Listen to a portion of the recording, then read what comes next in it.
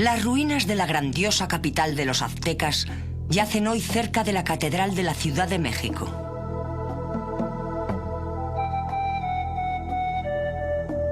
En los siglos XV y XVI, este gran templo era la sede tanto religiosa como política de los poderosos guerreros aztecas.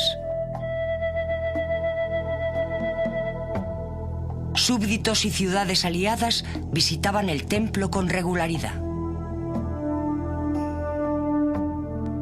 El dios de los aztecas, Huitzilopochtli, había prometido a su gente un lugar donde ellos serían los dueños de un gran imperio. Para que estos pudieran reconocer este lugar, debían encontrar un águila posada en un cactus, sosteniendo una serpiente en su pico. Entonces sabrían que este debía ser el sitio especial donde ellos serían señores y donde su gran capital, Tenochtitlán, sería construida. Hoy este lugar se conoce como la Ciudad de México.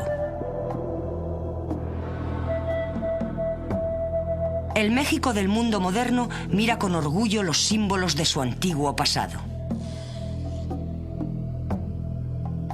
Los colores de la bandera mexicana, verde, blanco y rojo, lucen en el centro un águila posada en un cactus.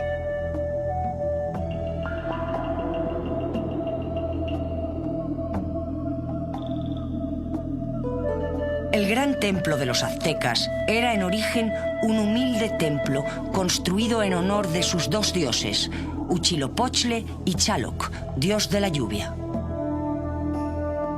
Pero como la nación azteca creció en importancia y riqueza, el edificio llegó a ser impresionante, pintado con colores brillantes, erigido en lo que se consideraba que iba a ser el centro del poderoso imperio azteca.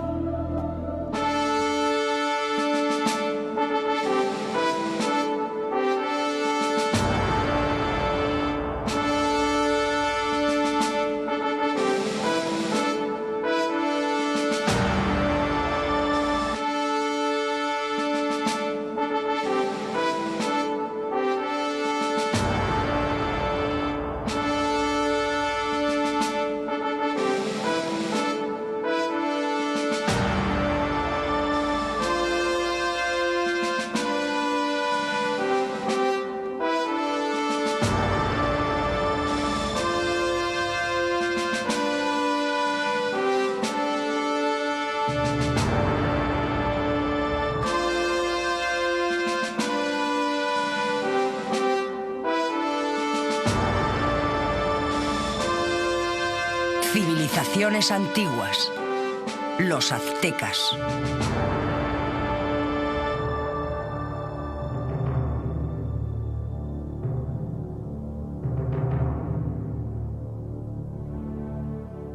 Las raíces de la civilización azteca se remontan al pasado más remoto. Mucho antes del nacimiento de Cristo, la cultura azteca estaba ya emergiendo. Habían desarrollado una escritura jeroglífica y sus astrónomos habían comenzado a utilizar el ciclo de 52 años que formaba las bases de la religión azteca. Incluso en esta época tan temprana se jugaba el juego de pelota ritual, que llegó a ser muy extendido a lo largo y ancho de Mesoamérica.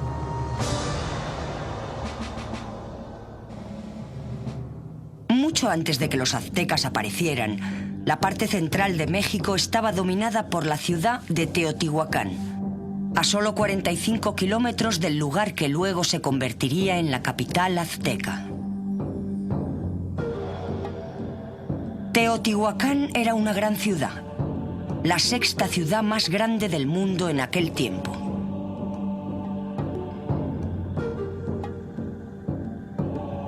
Continúa siendo uno de los lugares más impresionantes del mundo antiguo. Ocupaba más de 13 kilómetros cuadrados.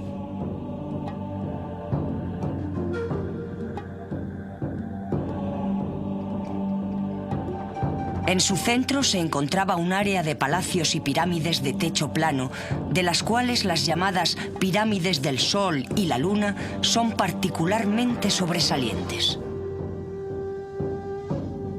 La longitud de la ciudad venía constituida por el camino llamado la Calle de los Muertos, que era de más de 5 kilómetros de largo. Así lo explica Francisco Cepada Álvarez.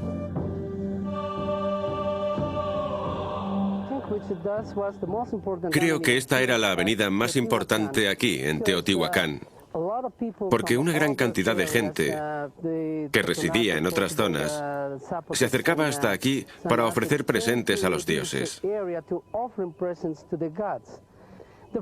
Las primeras construcciones, sobre todo las monumentales, se edificaron durante el primer siglo después de Cristo. Creemos que el primer templo que se construyó fue el Templo del Sol, luego el Templo de la Luna, y fueron construidos en la Calle de los Muertos. Creemos que la población aquí era de unas 120.000 personas. Varios edificios representaban dioses y diosas que más tarde serían adorados por los aztecas.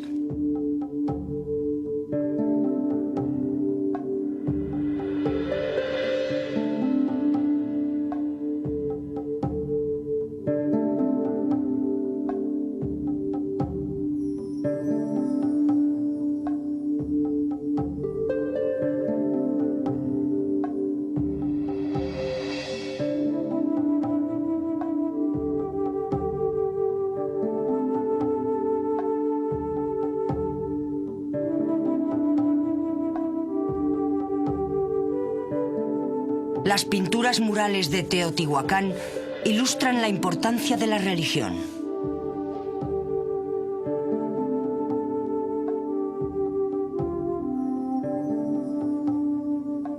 El agua, la tierra y la vida marina se representan frecuentemente.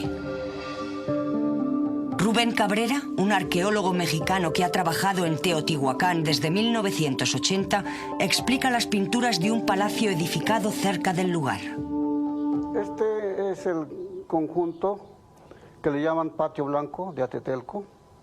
Fue explorado en 1947 por el arqueólogo Carlos Margain y representa el complejo de 3 templos, característico de Teotihuacán en su disposición urbana, en su planeación, ya que estos se ubican hacia el norte, hacia el este y hacia el sur, según los 4 puntos cardinales.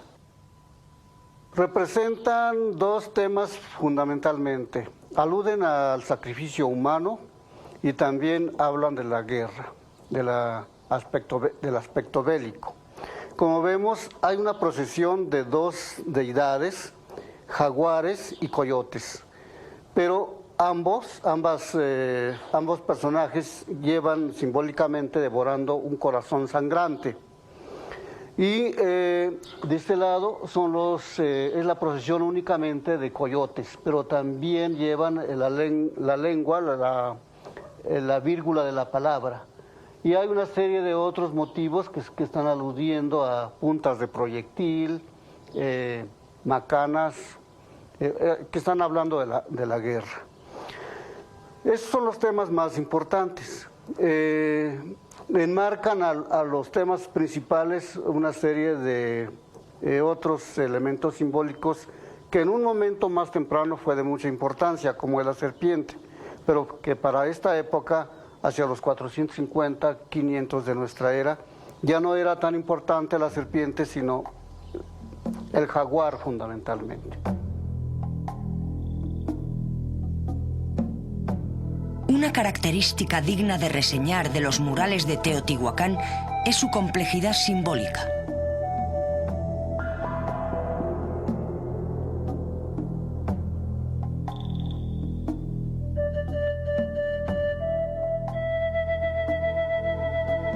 Resulta interesante la repetición de imágenes a lo largo de los templos, lo que nos da una idea de las prácticas religiosas y de su pensamiento.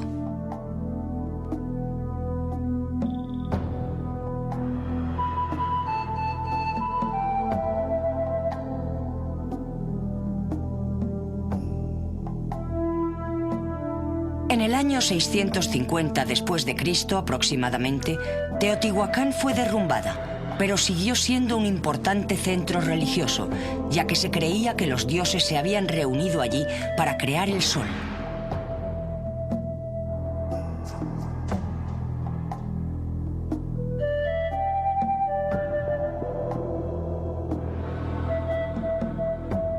Moctezuma, el último gobernador azteca, hizo frecuentes peregrinaciones a este lugar.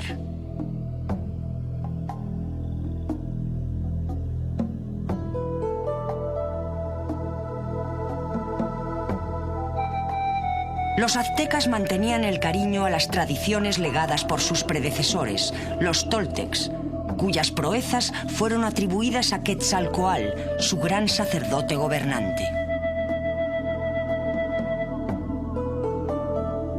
Antes del año 1200 después de Cristo, el estado de Toltec se colapsó y el Valle de México se convirtió en el hogar de una sucesión de tribus medio civilizadas conocidas colectivamente como chichimecs.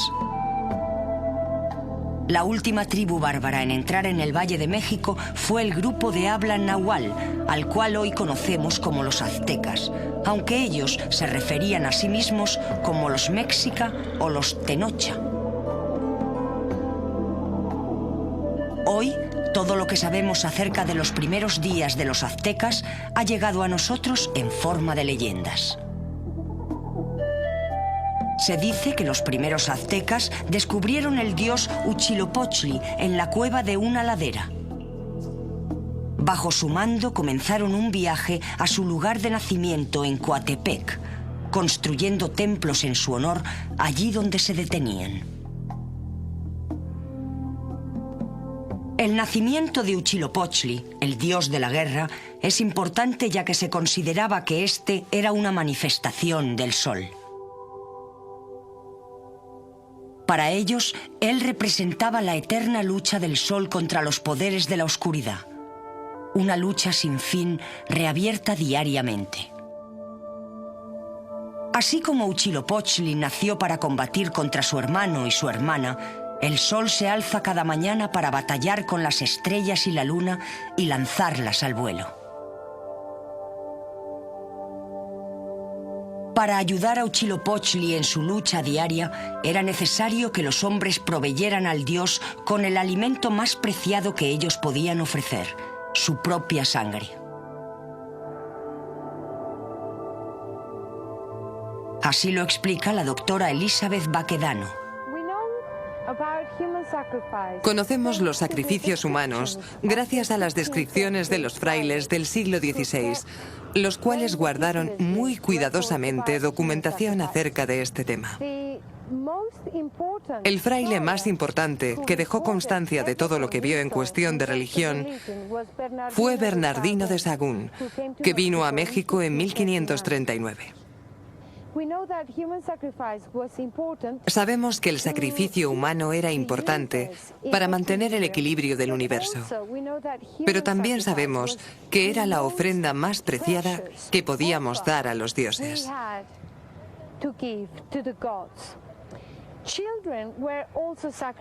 También los niños eran sacrificados. Había 3 paraísos a los que iban las almas de las víctimas. El dios de la lluvia tenía sacrificios especiales, pero el método de la colocación del cuerpo variaba. Así, a la izquierda, encontramos decapitación. Tenemos varias ofrendas conteniendo cabezas decapitadas. Encontramos individuos decapitados, tanto masculinos, femeninos como niños, pero en el lado del Xaloc tenemos niños normalmente. Los niños lloraban antes de que el sacrificio humano tuviera lugar. Y cuanto más lloraban, mejores eran los presagios de lluvia. Cuanto más lloviera, mejor sería la estación. El sacrificio era de la mayor importancia para los aztecas, ya que se creía que sin el alimento de los corazones y la sangre humana, el sol se pararía. Las cabezas de las víctimas del sacrificio se disponían en hileras apiladas.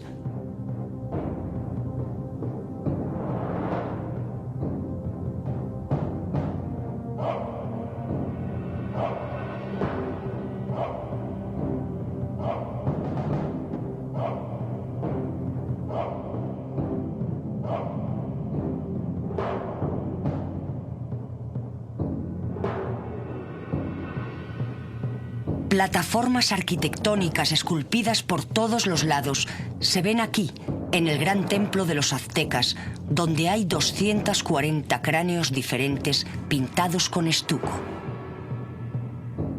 Eran horrorosos monumentos que celebraban el éxito en la batalla e intimidaban a sus enemigos.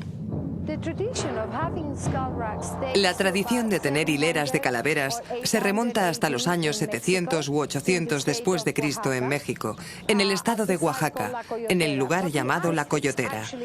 Pero de hecho las hacían los propios aztecas.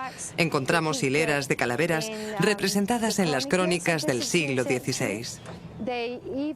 Incluso se exhibían las cabezas de los españoles. Tenemos manuscritos que muestran las cabezas cortadas de los españoles, incluyendo cabezas de caballo, ya que los nativos no habían visto caballos antes. Este ejemplo en particular transmite ideas de fama, gloria, prestigio y poder. Aunque este ejemplo es una escultura, se colocaban hileras de calaveras reales cerca de los templos. Los templos tenían cabezas reales.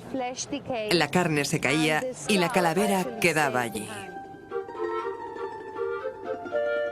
Los corazones de las víctimas del sacrificio se colocaban en vasijas llamadas cauchícali.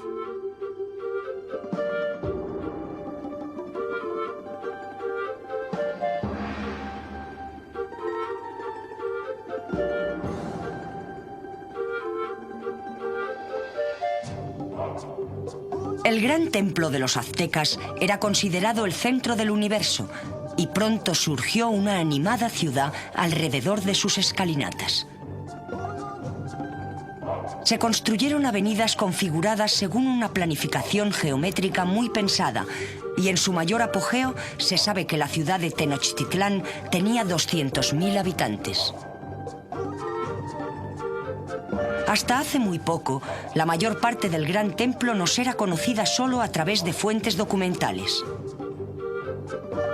En 1978, un arqueólogo mexicano y sus colegas desenterraron los restos del propio templo y proporcionaron un resurgimiento masivo del interés por la civilización azteca.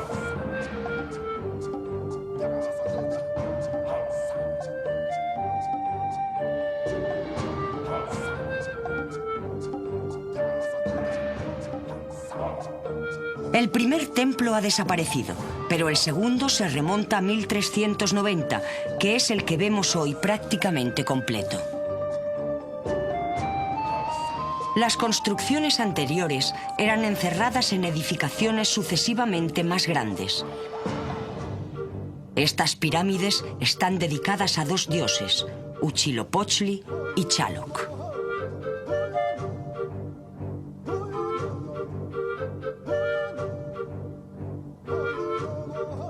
El templo representaba el lugar mítico del nacimiento de Huitzilopochtli, Coatepec. Es una montaña serpenteante, por lo que el lugar está rodeado de murallas representando serpientes.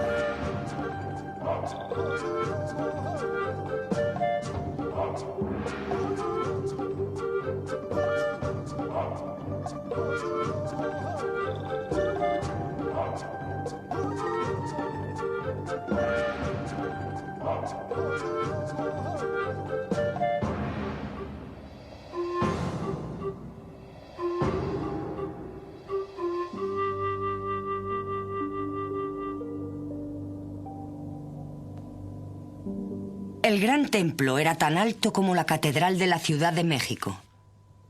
Y fue allí donde se hicieron miles de sacrificios humanos.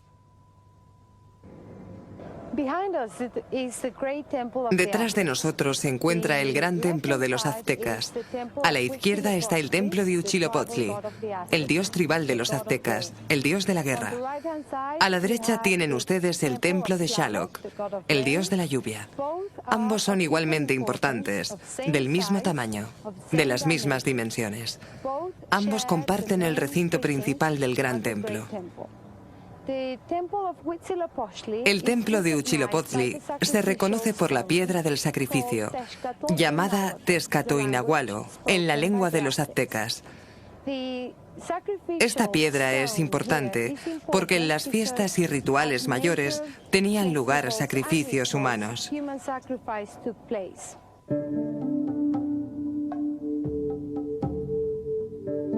Al otro lado, a la entrada del templo dedicado a Chaloc, hay una escultura de un hombre reclinado que sostiene una vasija en su estómago.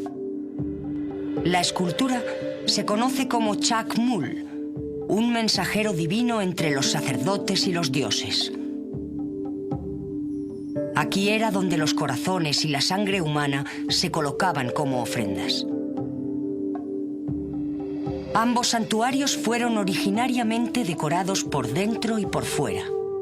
Todavía podemos ver las columnas con pinturas simbolizando el dios de la lluvia. Una banda de ojos desorbitados típicos de Chaloc pintados en negro sobre un fondo blanco. Debajo de estos ojos hay una banda horizontal pintada de azul, seguida de dos bandas rojas. Según los arqueólogos, la parte más baja del área de la columna estaba pintada con bandas verticales negras y blancas que podían representar la lluvia.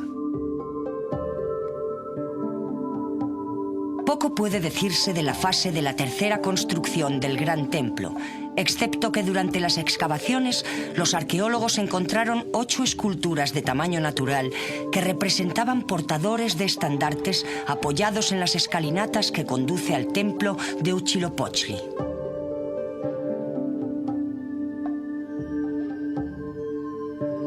Se extrajeron 6.000 objetos asombrosos durante las excavaciones del templo. Muchos de los objetos ofrendados llegaban de diferentes partes del imperio.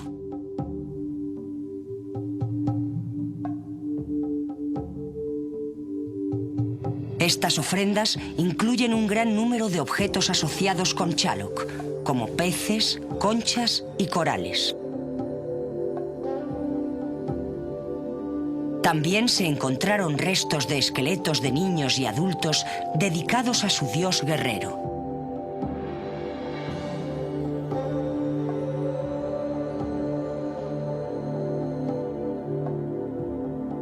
Todavía pueden verse ofrendas conteniendo peces de la costa del Golfo, conchas y corales con efigies del dios del fuego, Xiuhtecuhtli.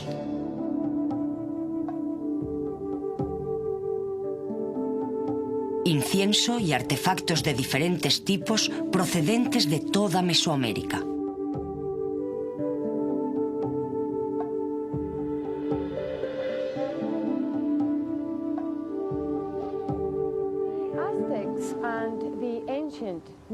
Los aztecas y los antiguos mexicanos escribían sus libros en papel de corteza.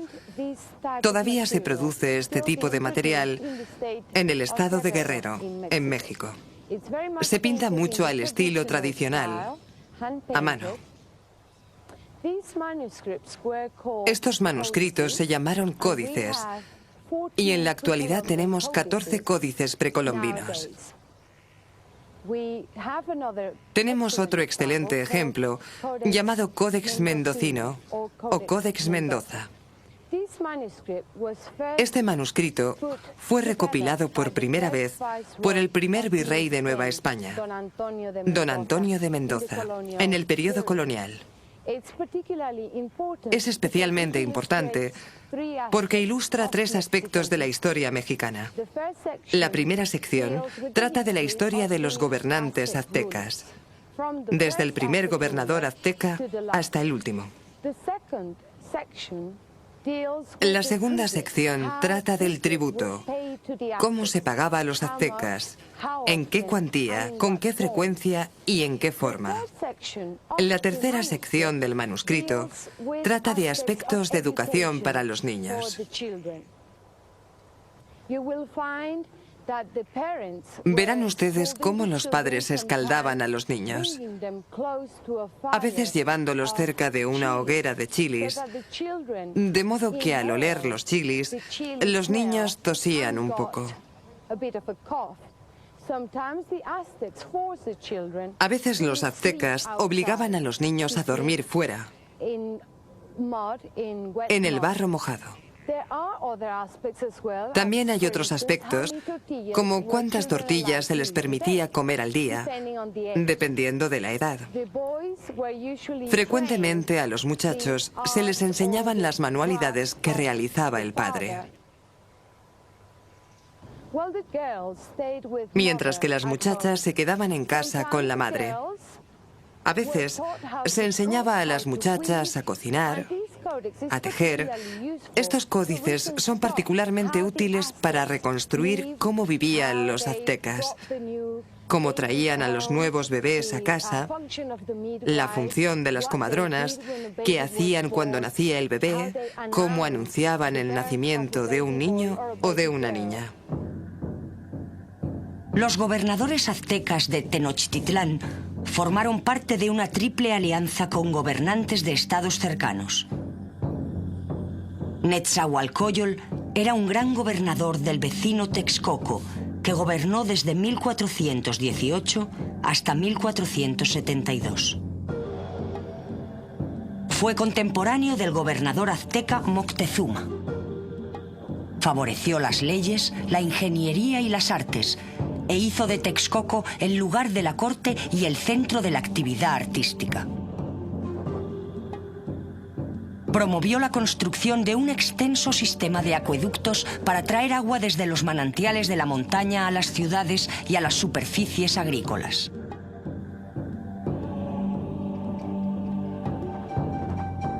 En la actualidad no puede verse el gran palacio de Netzahualcóyotl, pero sus gratos jardines en la cercana colina de Tezechingo ofrecen retazos del pasado. Hubo un tiempo en que la colina se alzaba sobre el lago y aunque las aguas han bajado, la vista sigue siendo impresionante. Aquí, en 1430, Netzahualcóyotl creó un zoo con animales extraños, quizá el primero del Nuevo Mundo, y un jardín de plantas exóticas.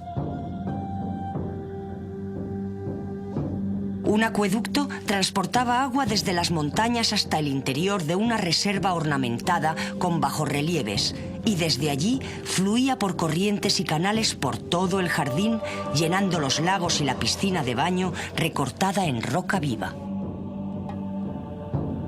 Construyó también elaboradas escaleras en la roca.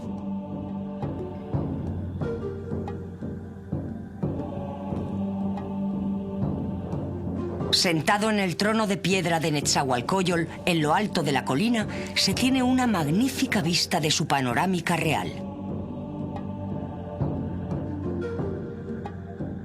El rey vigilaba el tráfico de las barcas de pesca que tenía ante él, al tiempo que escuchaba los sonidos de los gallos cacareando y el canto de los pájaros. Pueden verse los restos de las cuencas, pero ya no vemos las cascadas, las pajareras o los macizos que proporcionaban al rey tal deleite. Todavía existe un sistema de canales azteca en Xochimilco, que en nahuali significa lugar de los campos de flores. Actualmente es una animada atracción turística, donde los vendedores despliegan sus artículos sacándolos de brillantes barcazas de colores, de modo muy parecido a como se hacía antaño.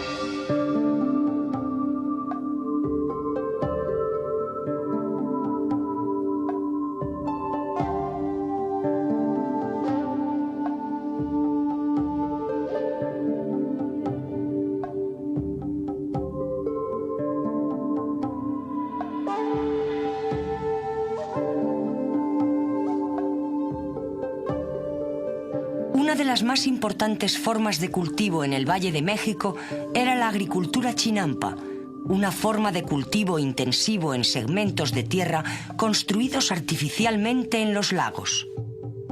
Con un mantenimiento adecuado, pueden producir varias cosechas al año permaneciendo fértiles durante siglos sin tener que estar en barbecho. Xochimilco es la zona que los turistas llaman los jardines flotantes, de modo que Xochimilco es conocido como los canales aztecas. Los aztecas solían viajar y vender sus productos junto a los canales. Estos canales llegaban hasta Tenochtitlán. El actual gran templo de los aztecas forma parte de la orilla del lago. Este área tenía dos tipos de agua: agua dulce y agua salada. Durante el gobierno de Moctezuma, durante su reinado, decidieron construir un dique para dividir el agua salada del agua dulce. Este era un acueducto muy importante que dividía el agua para que la gente pudiera beber y utilizarla para el cultivo. La tierra era muy fértil. La gente solía recoger 3 cosechas e incluso a veces producía hasta 4 cosechas al año. Cultivaban maíz principalmente y también cultivaban diferentes flores. Todavía constituye el área más rica de la Ciudad de México, donde la gente compra y vende flores. La zona es rica porque la gente puede vivir del agua, también como en los tiempos de los aztecas. La gente dependía de la caza y de la pesca.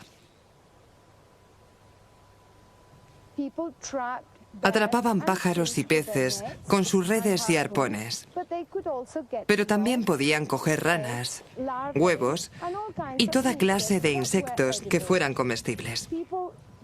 La gente dependía del cultivo del maíz, y este era, y todavía es, la comida corriente en México. Muchos platos derivan del maíz, como las tortillas, los tamales y el atole, una especie de papilla.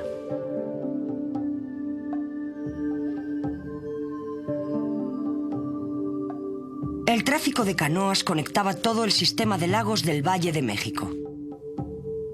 Se dirigían predominantemente a Tenochtitlán y transportaban sobre todo comestibles y otras provisiones.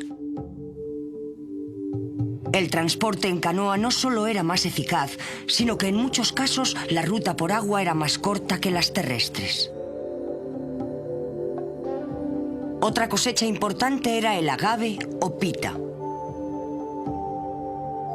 La planta era una fuente de fibra para fabricar ropa, redes, cuerdas y talegas. Las espinas se utilizaban como agujas, como explica Tommaso Antonio. El nombre popular de la planta es maguey y su nombre botánico es agave. En esta época debemos usar las hojas del centro de la planta porque una vez que el maguey florece, muere. Así que antes de la floración cortamos las hojas y con esta especie de cuchillo redondo rascamos el corazón de la planta. Lo hacemos todos los días para irritarlo. Entonces el maguey producirá un líquido que es muy dulce y que nosotros llamamos aguamiel. Después extraemos el aguamiel succionándolo con este instrumento. Esto es lo que llamamos un cocote. Succionamos el aguamiel con el cocote y entonces lo podemos beber o bien dejarlo fermentar en barriles de madera durante 24 horas. 24 horas más tarde el aguamiel producirá una bebida precolombina que se llama pulque y que contiene un 6% de alcohol, como la cerveza más o menos. El maguey produce aguamiel durante 6 meses. Durante 6 meses producirá 4 litros al día. De las hojas del maguey, las culturas antiguas obtenían el primer papel sobre el que se escribió. El papel pergamino.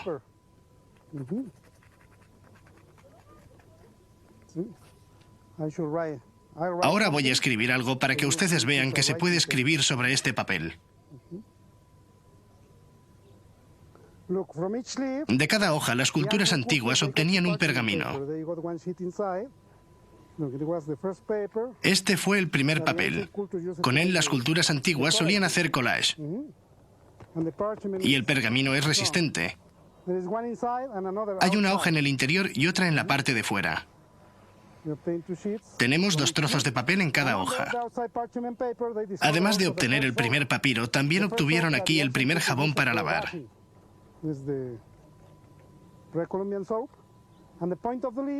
Y la punta de la hoja también era muy útil, bien como punta de flecha, o bien como la primera aguja y el primer hilo. La primera aguja ya está hilvanada, porque con estas fibras hacían ropa. Tenemos el hilo y la aguja todo en uno.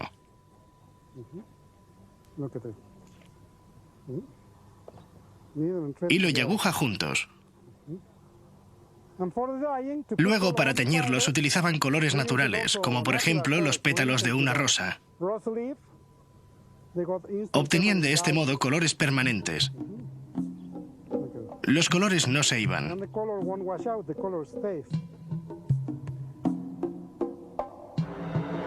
Cuando los primeros españoles desembarcaron en la costa de México en 1517, sus intenciones iniciales fueron conquistar tierras lejanas para la corona española y extender la palabra de Dios. Fue Cortés, uno de los primeros conquistadores, quien, embebido de leyendas de riquezas y oro, se embarcó en un arduo viaje hacia el interior para encontrar la legendaria capital azteca, controlada en aquel entonces por el poderoso gobernante Moctezuma. Cortés era un hombre instruido que recibió una formación en leyes en Salamanca, por lo que no era ningún ignorante, como Pizarro en el caso de Sudamérica. Cortés también era un buen diplomático. Era un perfecto maquiavélico que podía jugarles malas pasadas a los políticos.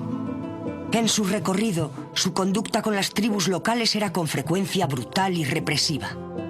Pero para los españoles, sus acciones estaban justificadas con el firme convencimiento de que Dios Todopoderoso estaba de su parte y de que las conversiones a la fe cristiana se estaban haciendo con fervor religioso.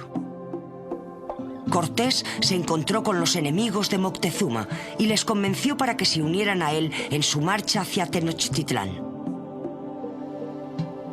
Los más poderosos, entre estos, fueron los tlaxcalans, quienes habían alcanzado un acuerdo de paz con los españoles tras una serie de treguas y habían acordado ayudarles a derrotar al poderoso gobernante azteca. Al final, los dos jefes se encontraron cara a cara por primera vez. Moctezuma, creyendo que Cortés y su grupo eran dioses, dio la bienvenida a los españoles a su ciudad, acomodándolos en grandes palacios y tratándolos con la reverencia reservada a los invitados más importantes. Cuando Cortés llegó a México en 1519, los mexicanos pensaron que volvía para reclamar su plaza. Había dejado Tula un año antes, exactamente la misma fecha en que Cortés llegó a la costa del Golfo de México en 1519. Los nativos estaban familiarizados con este mito del hombre barbado que regresaba. Cuando llegó, encontró varios españoles conocedores de este mito. Y de hecho, los españoles le ayudaron a conquistar México.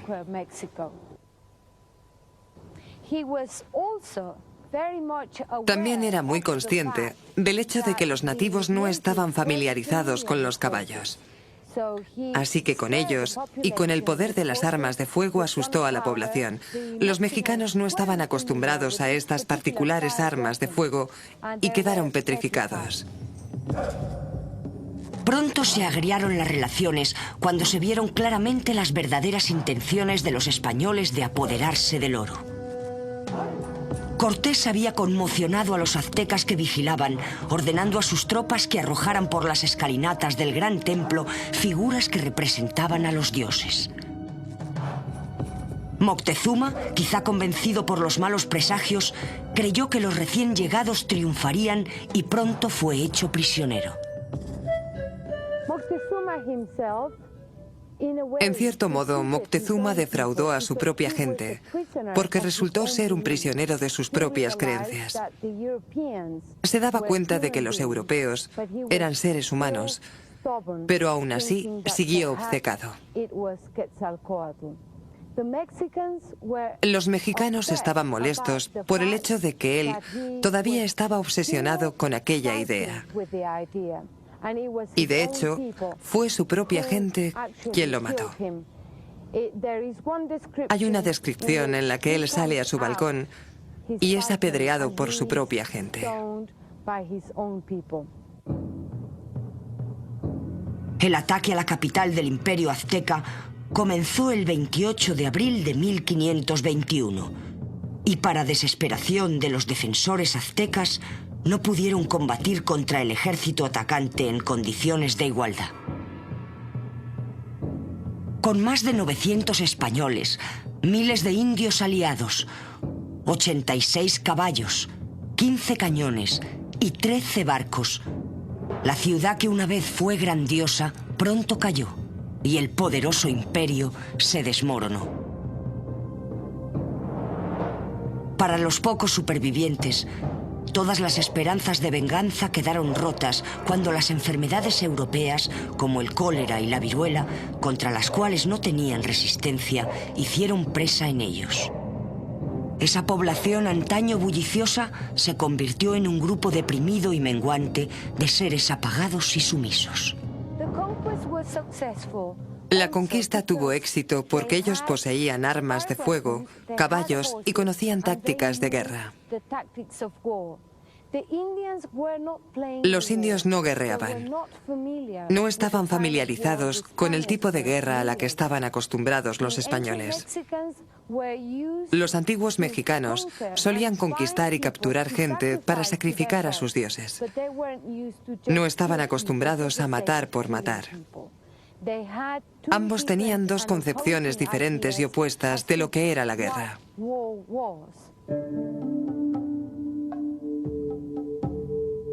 Esto marcó el final de Tenochtitlán y el comienzo de la Nueva España.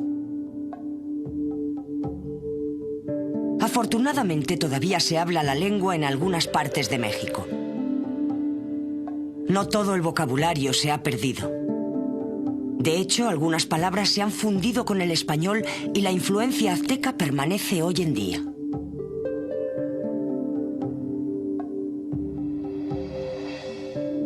El español mexicano está salpicado de palabras, algunas de ellas de origen nahuatl, especialmente las que se refieren a alimentos.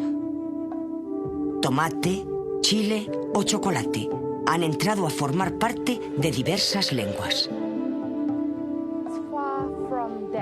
La vida azteca dista mucho de haber muerto. Todavía sigue viva. La lengua náhuatl se habla en varios estados modernos de México. También en varios estados, la vestimenta sigue siendo muy parecida. Las faldas largas, sujetas con cinturón y una prenda triangular llamada cascametel, que se llevaba sobre los hombros, sin blusa en los tiempos prehispánicos, aunque hoy en día se llevan con blusa. Los hombres sí han cambiado su vestimenta, aunque las mujeres todavía conservan tradiciones antiguas en ciertos pueblos de México. La comida sigue siendo de estilo precolombino. Nos encontramos con recetas de chasmole, pollo cocinado con salsa de chocolate y chilis, que todavía forma parte de la tradición mexicana. Las tortillas se comen todos los días. Y el estilo de vida en ciertos pueblos es todavía precolombino en su orientación.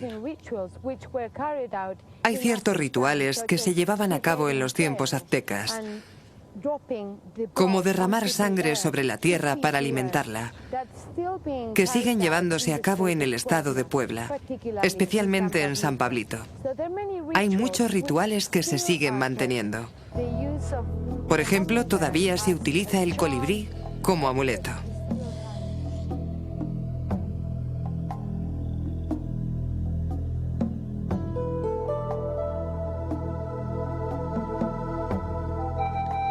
Las danzas aztecas prosperan, manteniendo vivas las tradiciones de antaño.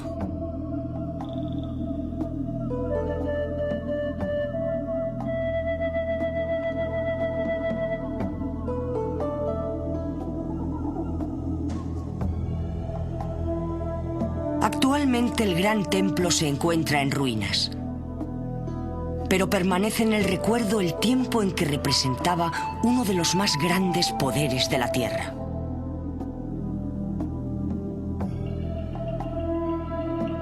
Tal y como dice el poema azteca, mientras dure el mundo, el poder y la gloria de Tenochtitlán sobrevivirá.